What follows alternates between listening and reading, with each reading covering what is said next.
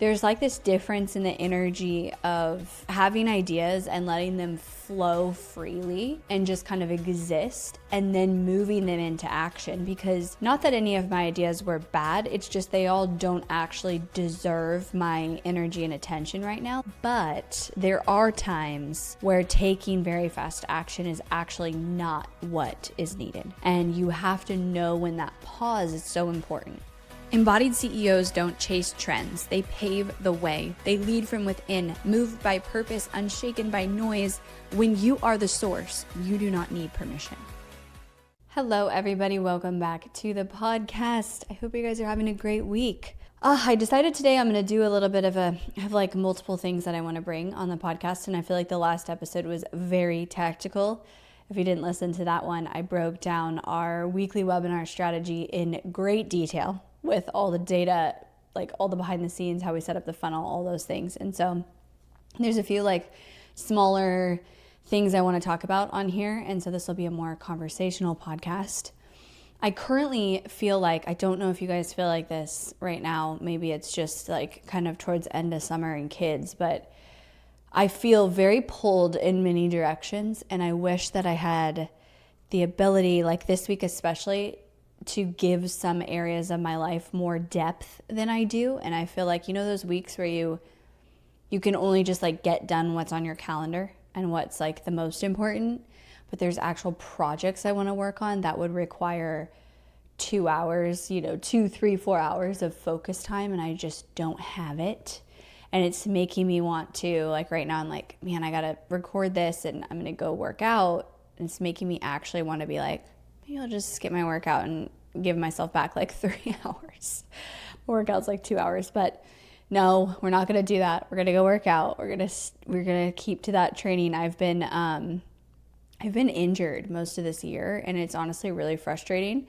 So I feel like I've kept up my training in terms of volume. I just can't do a lot of the things I want to be able to do, and I haven't been able to compete, and I don't think I'm going to compete this year because I'm just not, my body's not where it needs to be. I have like an SI joint issue that, to be honest, I probably didn't let it heal, and now it's ligaments and they take forever, and I'm not going to fully take off training. Anyways, my motivation is not there because I'm frustrated that I can't do a lot of the things I want to do, but I still show up and work out. Anyways, that's my thoughts today, is I'm like, if I skip my workout, it would buy me hours of focus time to work, which is what I want to do because I have these projects I want to work on, but I'm going to go to the gym. Anyways, okay. So it was crazy. After my live event, I had this experience that I don't know if it's happened to me before, where it took me 5 days to be fully back after the event, which that does happen. And in the past, I didn't give myself that time, and I didn't necessarily fully give myself that time. This time I gave myself 1 day, 2 days if you count Sunday, but the business is just not in a place where I could host the event and then be immediately like off for 4 days. So I felt it in terms of, I was like, my brain is not all the way there. And I very rarely feel like that. I usually feel pretty mentally sharp. I take really good care of myself. I sleep really good. And so I'm usually pretty on it. But I was just fried for like 5 days after my event. And then by that Friday, which was 5 days after, I was like, okay, I feel back to normal, which is good because I was kind of getting, not worried, but I was like, what is wrong with me? Like, I'm sleeping.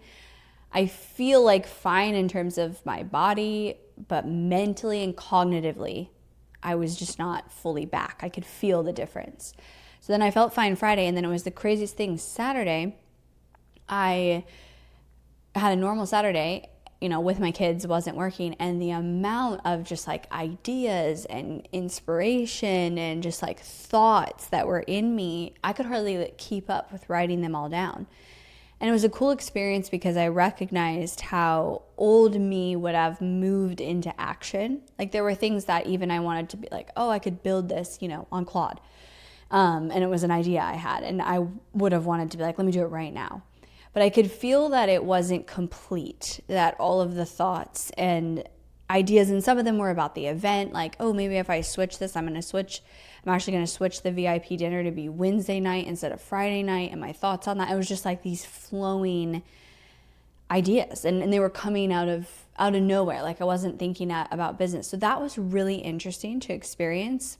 But with that, what I want to share is like, as a visionary and a CEO and somebody who is creative like you guys, there's like this difference in the energy of having ideas and letting them flow freely and just kind of exist, and then moving them into action. Because not that any of my ideas were bad, it's just they all don't actually deserve my energy and attention right now. Like some are cool idea, let's write it down and we're going to revisit that in 3 months, in 6 months, whatever. So what I did that day is I just kept writing. Like I would have thoughts and I got a massage, and the thoughts, I could hardly keep up with it. It was also, what is that day? 8/8, Lionsgate. I know I've got woo people on here. I don't know how much I really actually believe that stuff. I think it's a little new agey, but whatever. I was like, okay, I'll have fun with it. I'll do like a little manifesting, journaling thing.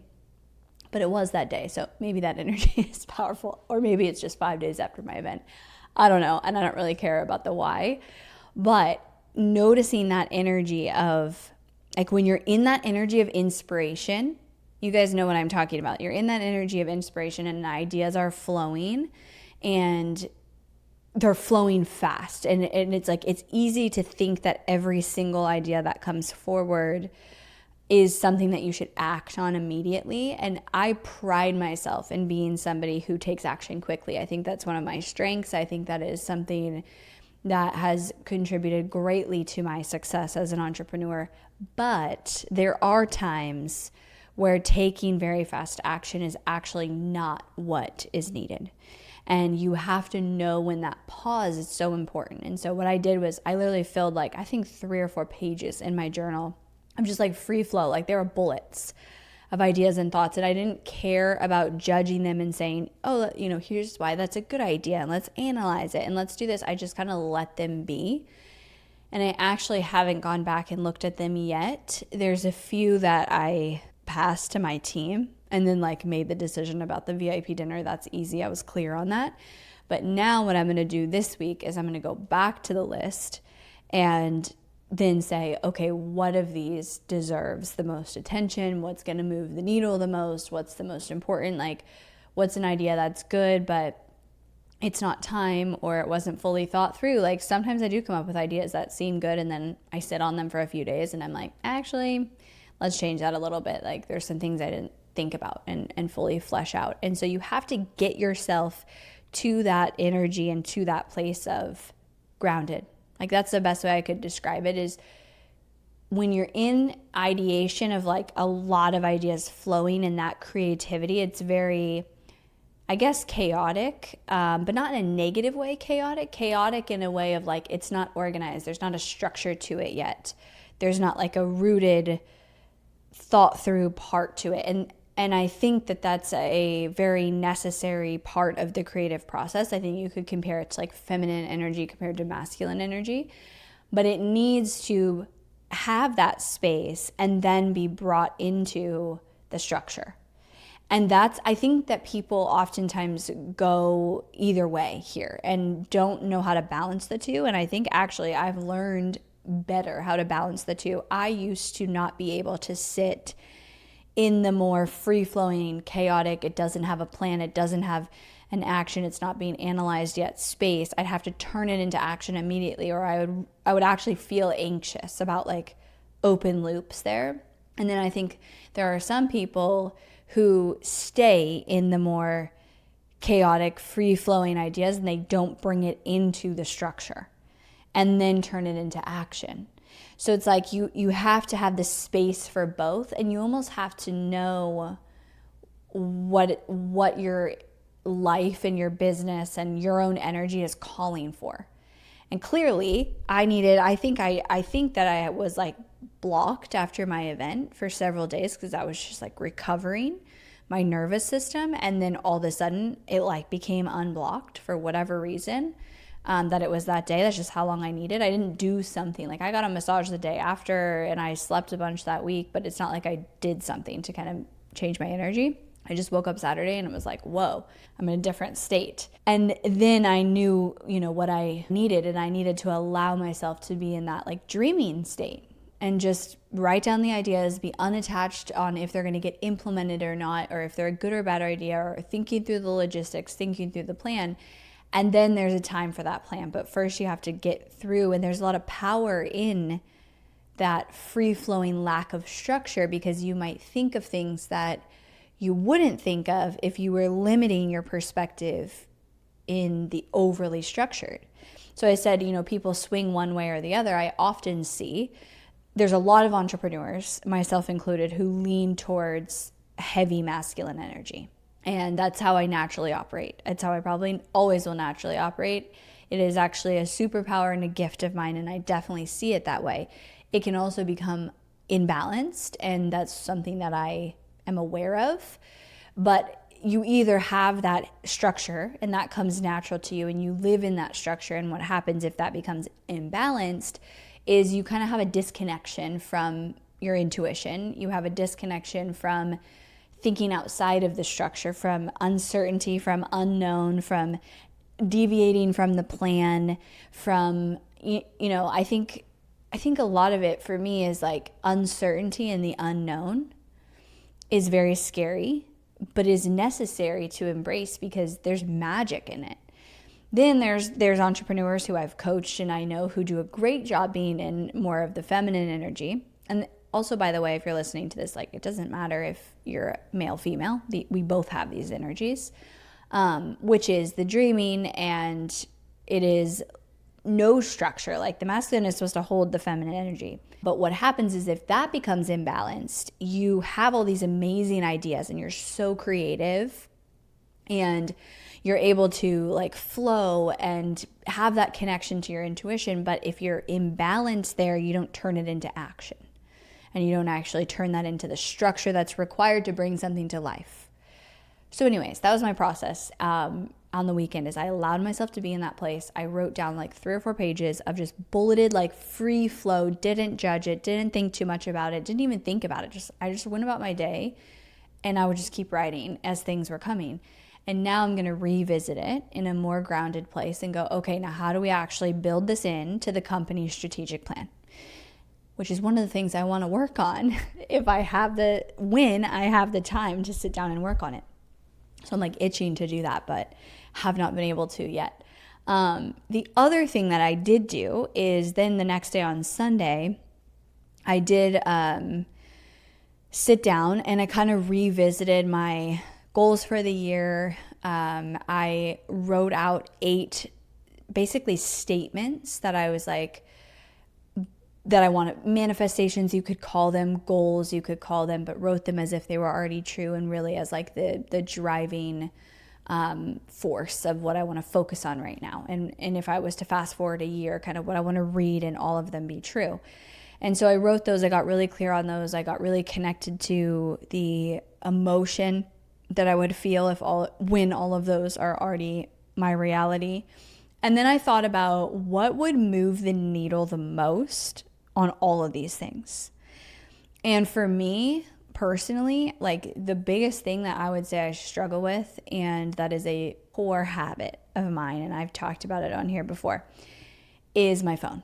And is like it's scrolling, but it's like once I get into the mode of being on for the day, of working, there's just this like, it's my brain and this, I guess it's dopamine, but it's also like intensity addiction. It's like, I'm not going to say I can't. It's hard for me to be still once I'm already in the fast pace.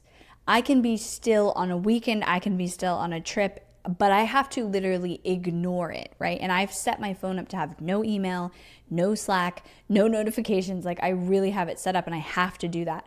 But if I jump into work and I jump into that fast pace, I have noticed that my nervous system is addicted to intensity. I feel better when things are intense, when there's a lot happening, I'm juggling a lot and I'm a little bit overwhelmed and it's like I'm getting all these things done and I'm moving at a fast pace. That actually feels normal to me. It is a superpower because I get a ton done.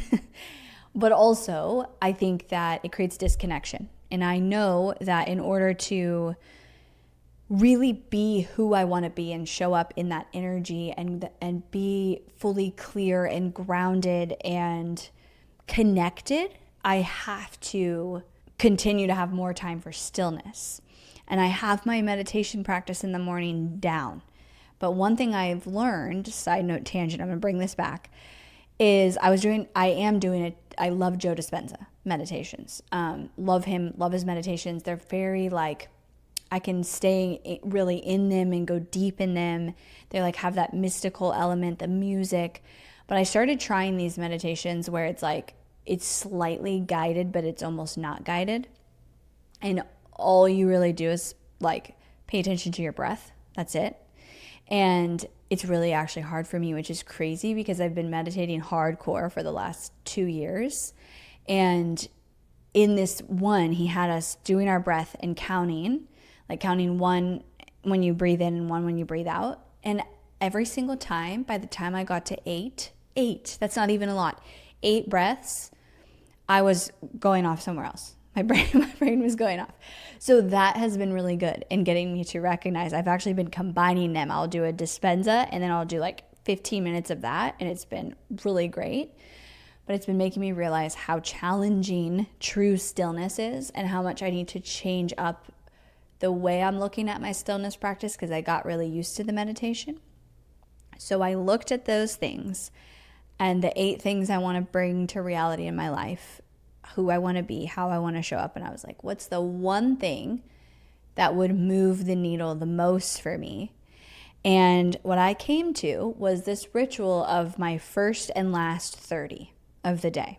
First 30 minutes, last 30 minutes of the day, and how I'm choosing to spend them. And having a rule that the first and last 30 is a time that there is 0 outside noise and stimulation.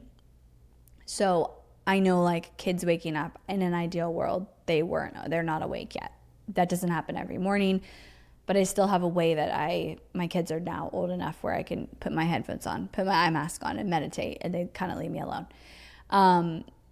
Anyways, the first 30 minutes are 0 outside noise. That means no phone, like no consuming anything, not even a book. And also for connection to myself. So first 30 minutes of the day, last 30 minutes of the day. And I think that you can make this whatever you want to make this. And I think for so many of you who listen to this podcast, this could be very powerful. And it's something that I'm going to start referencing is like especially the first 30. Because when you wake up and you choose to pick up your phone and, even just quickly check social media or check email if you have it on your phone or text messages, you are throwing yourself into this state of like you just woke up and you're going into reactivity and high dopamine and noise. And so my rule is first 30 and last 30 is no phone and no even consuming like TV. I don't really watch TV. My problem is I don't watch TV. I scroll funny reels on Instagram. So for the first 30, that's easy for me because I already was doing that. That's my meditation. But I can't even like open the Instagram app for a second before I get my first 30 in. And then the last 30, that is a new one because that's where I was struggling. And so I was like, what's the one thing that would move the needle? It's this, I really think, because it would give me a lot more clarity.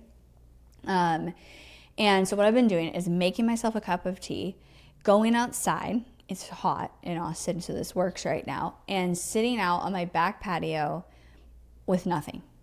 And just like looking at the stars, listening to the bugs. I'll talk to the universe. I really will. I'll pray. I'll talk to the universe, talk to God.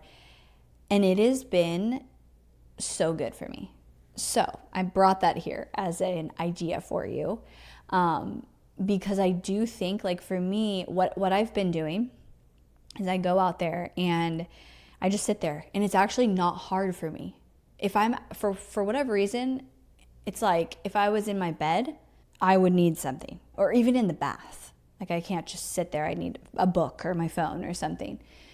And even a book, like I don't want to learn at the end of the day. I don't have any more mental capacity. Like it's hard for me. It either has to be a TV or scrolling reels. And this is sad to say, but even like TV is not stimulating enough, which is sad where our brains are at. Like I need the reels so bad. So anyways, I don't even take my phone on the patio. I go out on the patio and for whatever reason, I can just sit there and I can stare at the stars and it's not boring. And it's like, it's stimulating enough.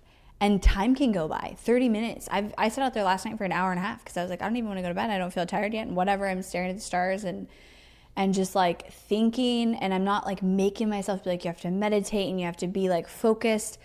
I'll just think and I will actually talk out loud to God, and I will focus on bringing myself back to my body. That's what I noticed is now I'm starting to be able to feel when I'm in my head versus in my body. And I can notice when I'm in my head because my thoughts are very much like thinking about something that happened, analyzing it, worrying about something that could happen in the future, like that anxiety. And then I notice, oh, you're not in your body right now. Like that's your head. That is your brain. That is your head. And then I can bring myself into my heart. And one main thing that I focus on is gratitude. Like I literally just sit out there and I just not even just say it, like logically say it. I feel it. Like I am so grateful. Grateful for my life, my house, my kids, health, that day. And I just feel this like immense gratitude. And something just washes over my body with ease and peace and connection. It's wild. So that's my new routine. I came to this by going, here's how I got to it. And I think this will help you guys. It's like, I was like, what is the one thing I could change as an action every day that would make the biggest difference for me?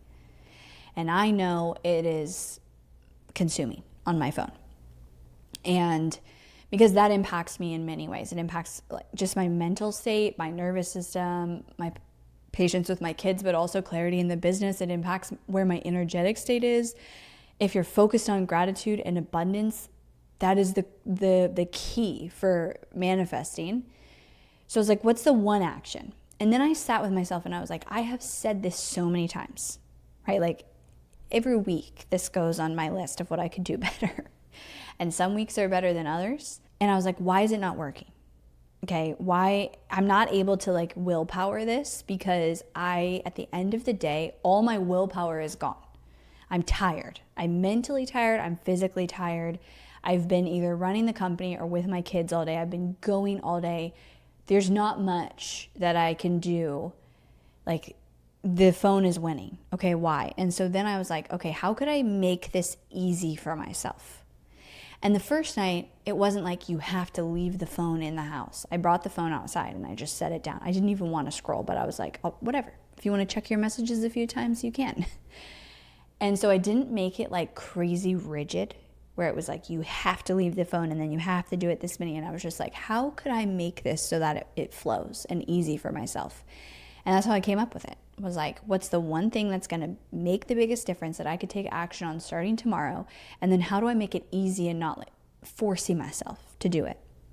So that's my invitation for you guys with this is, anything I said in here, you can write out your 8 things and really think about that version of you. I think emotion and feeling that version of you is so important. And then asking yourself, like, what is one thing that if you changed it starting today, starting tomorrow, it would have a domino effect in many different areas. And for a lot of us, it's the first and last 30 of how we spend our day. Because I know for me, if I get up in the morning and I were to skip my meditation and I was to go straight to my phone, straight to taking care of my kids, it really does impact the entire rest of my day. And there was women at my event who, same thing, it's like a reset. It's like we know this, but we fall off of it. Because life and because our external environment is very powerful at pulling us out of this. And it doesn't just take willpower, it takes intention and commitment and awareness, because it can be so easy to just slide back and allow the external environment of kids, partners, your business, your team. All of those things are constantly pulling me. And only I can decide when those get my energy and attention. And that takes energy for me to do that, because it's easier for me to start reacting and to start being like, okay, let me respond to these messages. Okay, my kid needs breakfast. Okay, we need to do this. And then if I start my day that way, it really does impact the whole rest of the day. I'm less clear. I'm less grounded. I'm just not as focused. Like, I notice even working, if I don't start my day intentionally, like, it will be easier for me to get pulled in all these directions in terms of communication and reactive. Not reactive in a way of negative in terms of like I'm angry reactive, but just like I'm letting my environment decide where my attention goes and where my energy goes, versus being intentional with where it goes and deciding that. So there's my chat for today, you guys. I hope it was helpful. All things that have been on my mind, but this nighttime routine feels really good. I'm sure it will change, but the way that I was able to get there and decide that this was my routine is something I will repeat. Like, what's the one action that's going to move the needle the most? And then number 2, how do I make that easy for me to get there? All right, everybody. Thanks so much for tuning in, and I'll talk to you next week.